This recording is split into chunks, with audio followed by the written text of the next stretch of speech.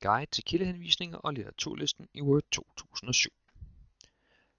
Start med at gå ind under referencer og sige indsæt citat. Jeg har i forvejen lavet et par stykker, men nu vil vi gerne bare tilføje en ny kilde. Klikker her.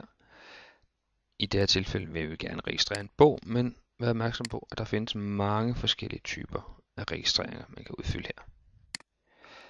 Vi starter lige med at vælge dansk. Af en eller anden grund så er standard sat som engelsk, men så derfor sætter vi den som dansk, så bliver det hele på dansk. Der er 3 forfattere. Vi nævner den. Den første, der er nævnt, han hedder Kim Bruun, så ham skriver vi. Og så skal man trykke på redigere og tilføje de 2 andre. Der er en, der hedder Gertsen, Pia, Birgitte. Og tilføje. Og den sidste, Helmi, Garn. Og tilføje. Vi siger OK. Så kommer forfatterne på. Så har vi bogen, der hedder Grundbog i bioteknologi nummer 1. År 2010. By København. Nu venter jeg med at udfylde udgiver, fordi jeg gerne vil vise, hvordan man bagefter kan redigere en. Så siger OK. Og så kommer den her.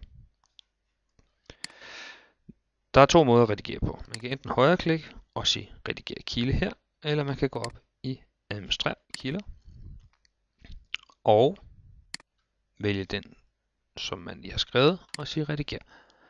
Her kan vi så skrive udgiver, det var Gyldendal, og trykke OK. Der står, denne kilde findes på både hovedlisten og i det aktuelle dokument. Det er hovedlisten, det er den aktuelle liste. Ja, det vil vi gerne opdatere. Sådan. Så kom den på hernede. Så lukker jeg igen.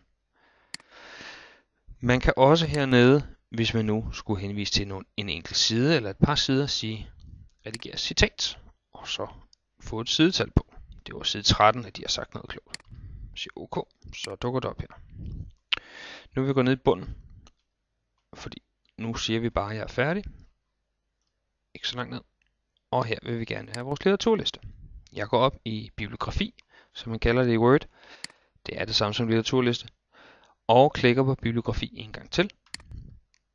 Og whoopsie. Så dukker den op.